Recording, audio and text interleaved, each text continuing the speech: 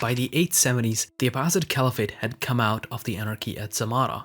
However, it hadn't come out as strong as it had been just 10 years earlier. The chaos of the anarchy had torn the Caliphate apart.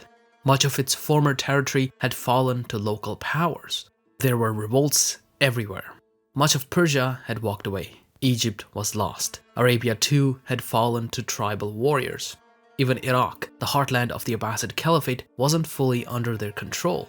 While most members of the Abbasid royal family were weak and used as puppets by various generals and bureaucrats, there were two men who were capable and had the ability to battle their vassals for control. The first was Al-Muwaffaq, who had led the military and had actually been the power behind the throne during the reign of Caliph Al-Mu'tamid. Al-Muwaffaq was replaced by his son Al-Mu'tadid, who, like his father, was a very capable man. He began repairing the damage that had been done to the caliphate. He would turn out to be the last great Abbasid caliph.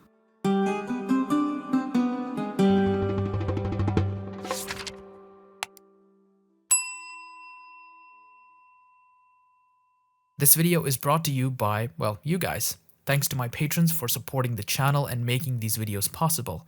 Al-Muqaddimah is funded only by Patreon, and as you can see, the videos take a long time to research, edit, and produce. And it's only because of my patrons that I am able to put this kind of time into these videos and keep them free from any kind of paywall. So if you want to pledge $1 or more to support the channel, you can head over to my Patreon. Link is in the description. You can also become a member right here on YouTube. There's some cool stuff that comes with it. Back to the video. Al-Mu'tadid was born around the 860s during the anarchy at Samarra. His father knew exactly where the Abbasids had gone wrong, and so he prepared his son to be better than most others in the family. Al-Mu'tadid had led armies at various points in his youth and was even considered a hero of the Zanj revolt. With his father's death, Al-Mu'tadid brushed his cousin Ja'far ibn al-Mu'tamid aside and forced Al-Mu'tamid to declare him heir to the throne. When Al-Mu'tamid died, Al-Mu'tadid ascended to the caliphate in 892. While he was technically the caliph of everything between India and Tunisia, he was, in practice, only the ruler of central Iraq. His first step was ending the Zanj revolt, where his father had set him up for success. He achieved that in 893. Around the same time, he moved his capital back to Baghdad. Al-Muwaffaq had already used Baghdad primarily for his campaigns against the Zanj, and Al-Mu'tadid was quite popular there. Additionally, it wasn't in the hands of the Turkic commanders, so the caliph was less likely to become a puppet if he resided there.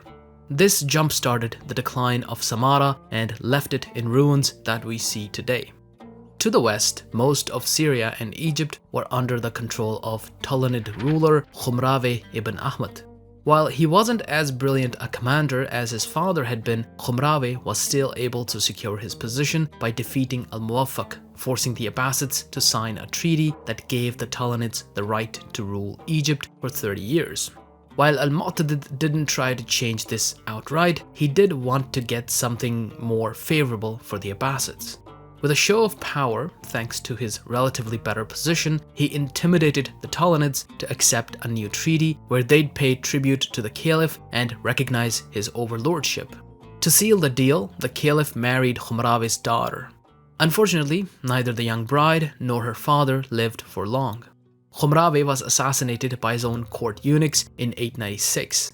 He was succeeded by two young sons, neither of whom could secure power. Syria, Egypt, and northern Iraq slipped out of their grasp. They fell back to Damascus, where they were defeated by the Karmatians. Most of their former territory and commanders opted to join Al-Mu'tadid. With Syria under his control, Al-Mu'tadid restarted the long-dormant tradition of yearly campaigns against the Byzantine Empire. In this way, he was trying to emulate his great-great-grandfather Harun al-Rashid, who led a raiding campaign against the Byzantine Empire almost every year. To the east, there was trouble brewing. The family of Yaqub ibn al-Layth as-Saffar, known as the Saffarids, were ruling most of the Persian-speaking world. Al-Mu'tadid, like he had done with the Tulunids, recognized the cost of trying to conquer them, and so he struck a deal. He recognized Ibn al-Layth's brother Amr as the governor of Fars and Khorasan, which he already controlled. Additionally, he put him in charge of Transoxiana. This was a brilliant move on his part because he had already recognized another man named Ismail ibn Ahmad as its governor. While Amr had no desires of conquering Transoxiana before, now he wanted to extend his power there. Amr, a man al-Mu'tadid was too weak to defeat, was defeated by Ismail and sent to Baghdad as a prisoner where he was executed. With a single investiture, al-Mu'tadid had ended the power of the great Safarids. Ismail ibn Ahmad, while not the founder, was the man who turned his dynasty, the Samanids, from a small power to a major force which would rule most of the Persian-speaking world in a few decades. Since the days of the anarchy at Samarra, Shi'ism had seen an increase in influence in some parts of the caliphate. Since local rulers needed a reason to challenge the Sunni caliph at Baghdad or Samarra, they often supported the Shias. The main point of Shi'ism, for those who don't know, is that only the descendants of the Prophet have the right to rule the caliphate. And since the Abbasids were cousins of the Prophet and not his descendants, they didn't have that right. However, the Shias themselves were split over who, among the descendants of the Prophet, was the most senior Imam. Imam simply means leader. This resulted in various branches emerging within the Shias. I will briefly go over the three primary ones at the time of al-Mu'tadid's ascension. First, we have the Zadis, who believed in the imamate of Zayd ibn Ali, a great-great-grandson of the Prophet through his daughter Fatima. This far, they had represented the primary force among the Shias and had revolted against the Abbasids in their early days, as well as against the Umayyads, who were predecessors of the Abbasids. Then we have the Ismaili Shias. This split happened over the succession to Zayd ibn Ali's nephew, Imam Ja'far al-Sadiq, who passed away in 765. Ja'far al-Sadiq had appointed his son Ismail to be his heir as the next Imam, but Ismail predeceased his father, and so a split occurred between these Shias. One group believed that Ismail's son, Muhammad ibn Ismail, was the next Imam, while the other believed that the imamate now went to Ja'far al-Sadiq's second son, Musa al-Qadim. The believers of Ismail and his son Muhammad's imamate are known as the Ismailis, while the followers of Musa al-Qadim are called the Twelvers, because their line actually continued to have in total 12 imams. The great-great-grandson of Musa al-Qadim was named al-Hasan al-Askari, who died in 874. He had a son named Muhammad al-Mahdi, who was said to be in hiding or occultation. He would reappear when the time was right for him to claim the caliphate. To reiterate, there were three main Shia groups: the Twelvers, the Ismailis, and the Zadis. A Zadi state had appeared near the southern edge of the Caspian Sea around 864. Another had appeared in Yemen in 897. Both of these areas were tough for the Abbasids to control, and so these states were fairly successful. Around the same time, in the 870s, we see preachers for the Ismailis increasing their activities and finding supporters among people who were unhappy with the Abbasids. These preachers were known as the Da'is, or callers, because they called people to Muhammad ibn Ismail's imamate, who, by the way, would have been at least 130 years old by the 870s. The Da'is created a fairly impressive network to win recruits throughout the Abbasid Caliphate. One of these recruits was a man named Hamdan Karmat. Karmat was a villager and started to win supporters in the South Iraqi countryside. On the other side of the caliphate, in Algeria, a man named Abu Abdullah was successful in winning supporters among the Amazigh tribes. These tribes were unhappy with the ruling Aghlabid dynasty. While the Aghlabids swore fealty to the Abbasids, they were independent in all but name. In their final years, they focused too much on conquering Sicily and had ignored the increasingly discontent among the locals in North Africa. This allowed the Ismaili Da'is to expand there. In 899, an Ismaili leader named Sa'id ibn al-Hussein declared that he was the new Imam of the Ismailis. He claimed descent from Muhammad ibn Ismail and believed that his ancestry allowed him to claim the imamate. He chose the title of al-Mahdi. Abu Abdullah over in Algeria recognized his claim and swore allegiance to him as the Imam, while Hamdan Karmat and most in Iraq didn't recognize his claim and chose to split from this branch of the Ismailis. His branch came to be known as the Karmatians, although for the Abbasids, all Ismailis other than the later Fatimids were considered Karmatians. Meanwhile, in Algeria, Abu Ahmad was able to win over many Amazigh tribes and create a major force to fight the Aghlabids. He defeated the Aghlabids as well as the neighboring Rustamids and took over most of Algeria and Tunisia. At that point, Al-Mahdi joined him as the Imam and the new Caliph. This new political entity came to be known as the Fatimid Caliphate. Toward the heartland of the Abbasid Caliphate, there were even more Shia threats.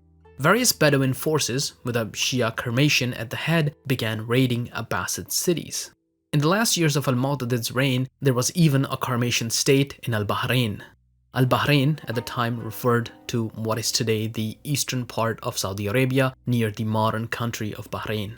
This Karmatian state was headed by a man named Abu Sa'id al-Janabi.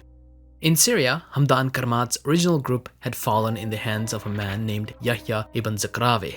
He was such a mysterious figure that he wore a veil from which only his eyes were visible.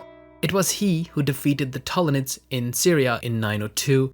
With these Karmatians and various Fatimid groups appearing all over the Abbasid territory, the threats to the caliphate only seemed to grow. While external threats were mounting, there were also internal threats. While Al-Mu'tadid had the respect of the military and was able to keep them occupied with annual raids into Byzantine territory, he didn't have control over his bureaucracy. By the start of his reign, the Abbasid bureaucracy was a complex and well-oiled machine, but with the decline in the caliph's power, it had gotten out of hand. Without a bureaucracy, it was tough to pay the military, and so Al-Mu'tadid decided to restructure it. He began by bringing the entire bureaucracy to Baghdad. Before, it had been divided by region and was mostly under the control of regional governors.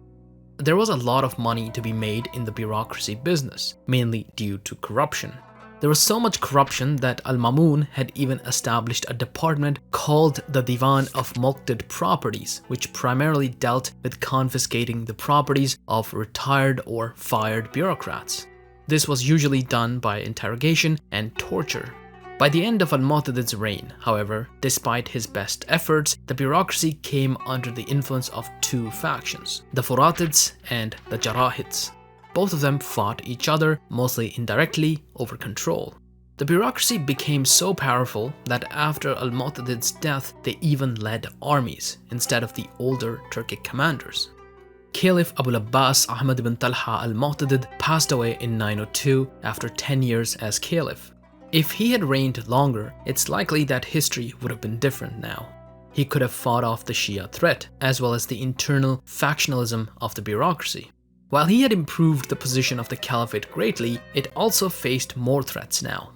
To keep it going, the next few caliphs would have to be at least as good as, if not better, than Al-Mu'tadid.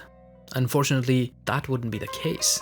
His son Abu Muhammad Ali ibn Ahmad ascended to the throne with the title of Al-Muqtafi. See you next time. Don't forget to subscribe and press the bell icon. On the screen right now, you can see the names and tiers of the patrons. You can join them by pledging $1 or more to support the channel. Thank you for watching.